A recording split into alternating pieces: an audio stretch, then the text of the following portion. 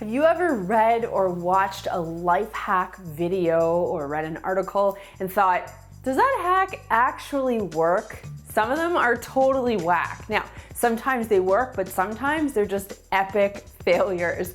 And it's hard to think about people who are putting out these videos and articles. Like, are they testing all of the hacks that they put out? One thing you can know is that we do test our hacks before we put them out. So in this video, I am gonna put 6 of those life/cleaning hacks to the test, and we're gonna see if they actually work. And just a quick reminder, if you haven't done so already, to subscribe to the Clean My Space channel and give this video a thumbs up if you've seen a cleaning hack or life hack that's made you a little bit suspicious.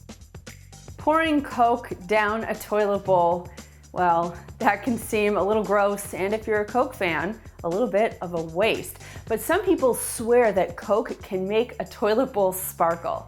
Now, according to the Coke website, they don't think so. Coke is acidic, which means that it can break down hard water stains, but so can vinegar, and it's cheaper and a little bit less depressing to dump down the toilet. And the other thing is, because Coke contains sugar, it can lead to bacteria growth, which is something we don't want in our toilet. And it's dark, so it can actually create more staining in your toilet bowl. The result, guys, clean your toilet with a toilet bowl cleaner, not Coke. A couple years back, we did 31 days of DIY cleaners as our holiday gift to the CMS Nation, and one of the recipes that we included in there was a DIY chlorine-free bleach. So Luke, Lindsay, Chad, and I went to the basement to film these videos. We had all of the ingredients. I'll link the video for you down below. Lemon and all kinds of other stuff, but you put a whole lemon in there along with other things. You blend it up. You have this disgusting looking slurry. You dump it in a bucket. We put one of Chad's white shirts in there, added some hot water, let it sit overnight, and we were all like, there's no way that this is gonna work. There's no way. But in the morning, when we cleaned it off, laundered the shirt, that shirt, snow white. It worked like a charm. So the next time you see a recipe for DIY chlorine-free bleach, don't question it. It works.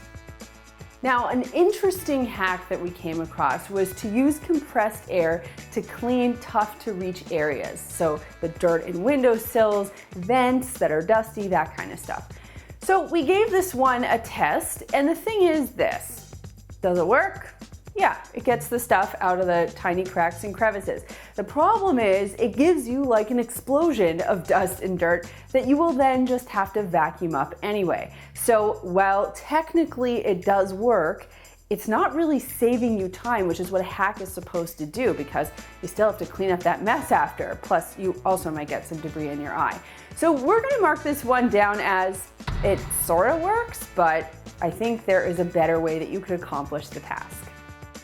We recently did a video all about uses for hydrogen peroxide, that miracle stuff in the brown bottle. And one of the hacks that we kept coming across was this magical ability for hydrogen peroxide and baking soda to remove baked on and carbonized grease from cookie sheets. And that is a really big cleaning challenge, no questions asked. So we put it to the test, we followed all the instructions, we did all the things, let it sit, we scrubbed it, and a little bit came off, but not a lot. A lot of people were claiming this worked like magic, and for us, it was nothing short of not magical.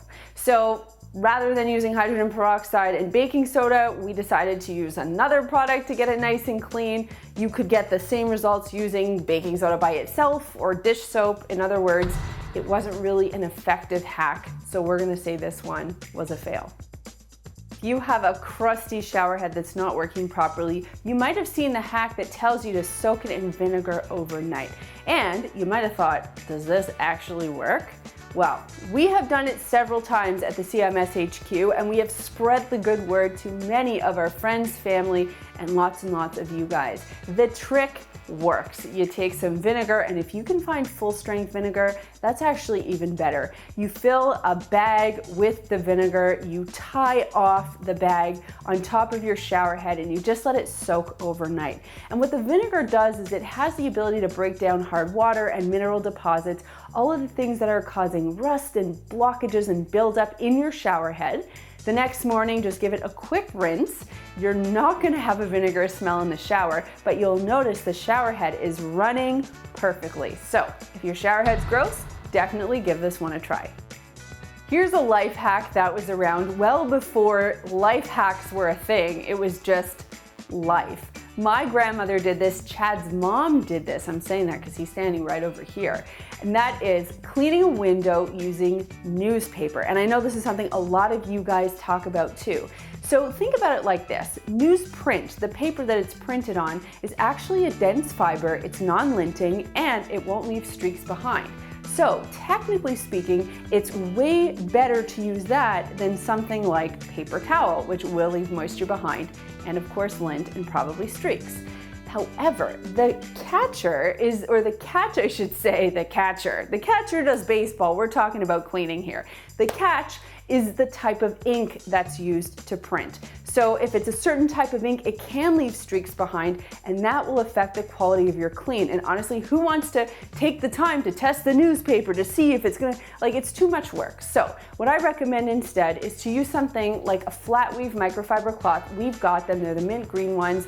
But the reason why they're so good is because they don't leave streaks or marks behind. They're non-linting, and they also don't have a terry weave. They're flat weave, just like newsprint, so they won't scratch either. I'll put links to those down below. So the truth is, does newspaper work? Yeah, technically it does work, but there's a caveat, so decide if you want to do that or if you just want a quicker, simpler solution. Plus, aren't you getting your news on your phone or your tablet these days anyway? In the world of life hacks, there are winners, there are losers, and there are the in-betweenies. This has been an interesting video for us to do. We've certainly learned a lot. And I like showing you guys, not everything works. So you really got to make sure that you're being critical when you read a tip. And that's our job. We take it seriously. We always want to make sure that we're sharing the very best with you. And that leads me to this week's comment question. It's kind of a three-parter, so stay with me. The first one, did you like this series? Is this something we should do again, where we test out different hacks, whether it's cleaning hacks or life hacks, but no baking hacks, okay guys? I am so bad with baking. The next thing I want to know is, have you ever tried a hack before and had an epic failure? Let me know in the comments down below. And finally, is there a hack that you are just so unsure of that you would like to see us test? You can also let me know that hack in the comments down below. If you want to see what I'm up to during the rest of the week and also follow the bump shots, you can find me on Instagram. I'm at Melissa Maker. Here are a couple of other videos I think you're going to love. And if you want to learn more about those microfiber cloths, you can visit our website at cleanmyspace.com. There's a button down there that lets me know you care, so click it if you liked this video, and click this button right here to subscribe and begin your journey to a cleaner life. Thanks so much for watching, and we'll see you next time.